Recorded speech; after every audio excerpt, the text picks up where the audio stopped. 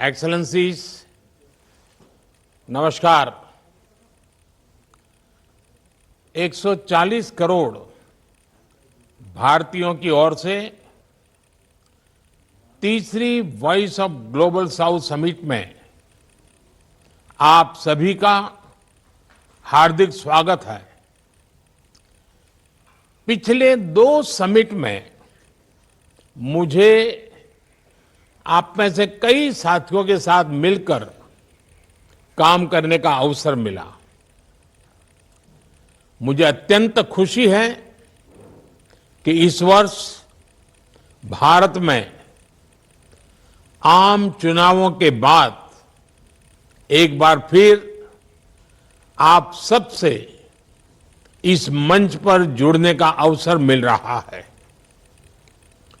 Friends, 2022 में जब भारत ने G20 अध्यक्षता संभाली तो हमने संकल्प लिया था कि हम G20 को एक नया स्वरूप देंगे।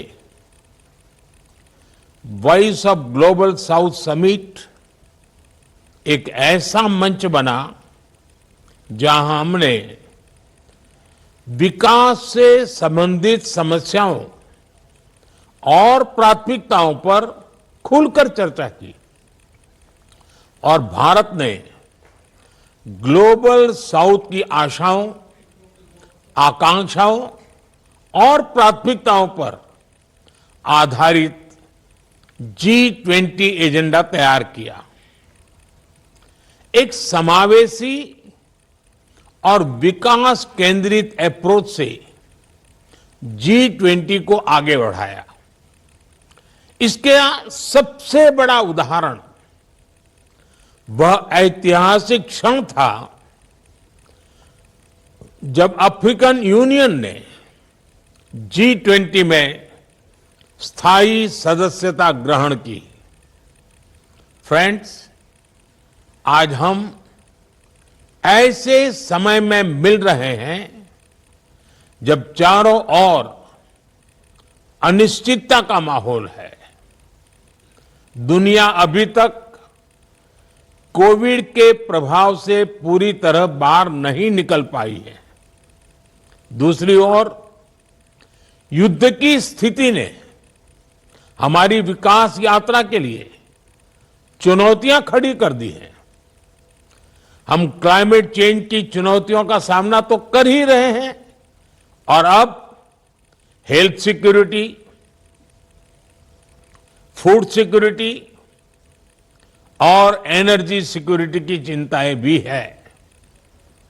आतंकवाद, अतिवाद और अलगाववाद हमारे समाजों के लिए गंभीर खतरा बने हुए हैं। टेक्नोलॉजी डिवाइड और टेक्नोलॉजी से जुड़ी नई आर्थिक और सामाजिक चुनौतियां भी सामने आ रही है। पिछली सदी में बने ग्लोबल गवर्नेंस और फाइनेंशियल इंस्टीट्यूशंस इस सदी की चुनौतियों से लड़ने में असमर्थ रहे हैं। फ्रेंड्स, यह समय की मांग है कि ग्लोबल साउथ के देश एकजुट होकर एक स्वर में एक साथ खड़े रहकर एक दूसरे की ताकत बने। हम एक दूसरे के अनुभवों से सीखें, अपनी क्षमताओं को साझा करें, मिलकर अपने संकल्पों को सिद्धि तक लेकर के जाएं, मिलकर 2/3 मानवता को मान्यता दिलाएं और भारत ग्लोबल साउथ के सभी देशों के साथ अपने अनुभव, अपनी क्षमताएं साझा करने के लिए प्रतिबद्ध है। हम आपसी व्यापार, समावेशी विकास, सस्टेनेबल डेवलपमेंट गोल्स की प्रगति और विमेन लेड डेवलपमेंट को बढ़ावा देना चाहते हैं। पिछले कुछ वर्षों में इंफ्रास्ट्रक्चर, डिजिटल और एनर्जी कनेक्टिविटी से हमारे आपसी सहयोग को बढ़ावा मिला है। मिशन लाइफ के अंतर्गत हम न केवल भारत में बल्कि पार्टनर देशों में भी रूफटॉप सोलर और रिन्यूएबल पावर जनरेशन को प्राथमिकता दे रहे हैं। हमने फाइनेंशियल इंक्लूजन और लास्ट माइल डिलीवरी के अपने अनुभव को साझा किया है। ग्लोबल साउथ के विभिन्न देशों को यूनिफाइड पेमेंट्स इंटरफेस यानी यूपीआई से जोड़ने की पहल की है। एजुकेशन, कैपेसिटी बिल्डिंग और स्किलिंग के क्षेत्र में हमारी पार्टनरशिप में महत्वपूर्ण प्रगति हुई है। पिछले वर्ष global south young development forum की भी शुरुआत की गई और दक्षिण यानी ग्लोबल साउथ एक्सीलेंस सेंटर हमारे बीच कैपेसिटी बिल्डिंग, स्किलिंग और नॉलेज शेयरिंग पर काम कर रहा है। फ्रेंड्स, समावेशी विकास में डिजिटल पब्लिक इंफ्रास्ट्रक्चर यानी डीपीआई का योगदान किसी क्रांति से कम नहीं है। हमारी G20 अध्यक्षता में बना ग्लोबल डीपीआई रिपोजिटरी डीपीआई पर अब तक का पहला मल्टीलेटरल कॉन्सेंसस था। हमें खुशी है कि ग्लोबल साउथ के 12 पार्टनर्स के साथ इंडिया स्टैक साझा करने संबंधित समझौते हो चुके हैं। ग्लोबल साउथ में डीपीआई में तेजी लाने के लिए हमने सोशल इंपैक्ट फंड बनाया है। भारत इसमें $25 मिलियन का शुरुआती योगदान करेगा।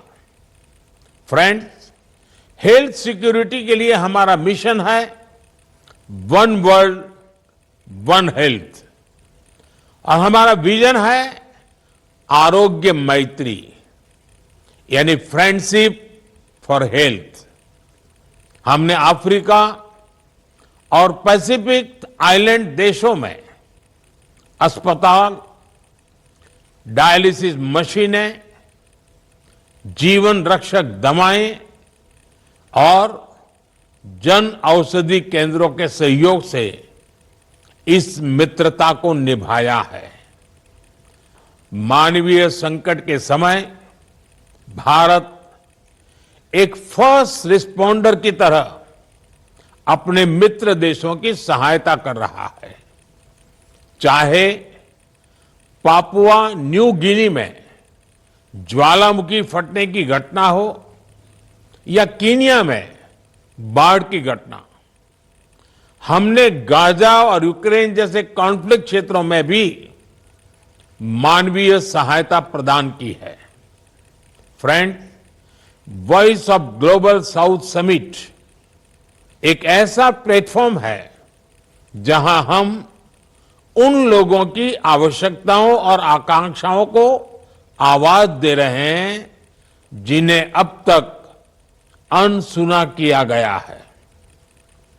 मेरा मानना है कि हमारी ताकत हमारी एकता में है और इस एकता के बल पर हम एक नई दिशा की ओर बढ़ेंगे। अगले महीने यूएन में समिट ऑफ द फ्यूचर हो रही है। इसमें पैक्ट फॉर द फ्यूचर पर बात चल रही है। क्या हम सब मिलकर एक सकारात्मक अप्रोच ले सकते हैं? जिससे इस पैक्ट में ग्लोबल साउथ की आवाज बुलंद हो। इन विचारों के साथ मैं अपनी बात समाप्त करता हूं। अब मैं आप सभी के विचार सुनने के लिए उत्सुक हूं।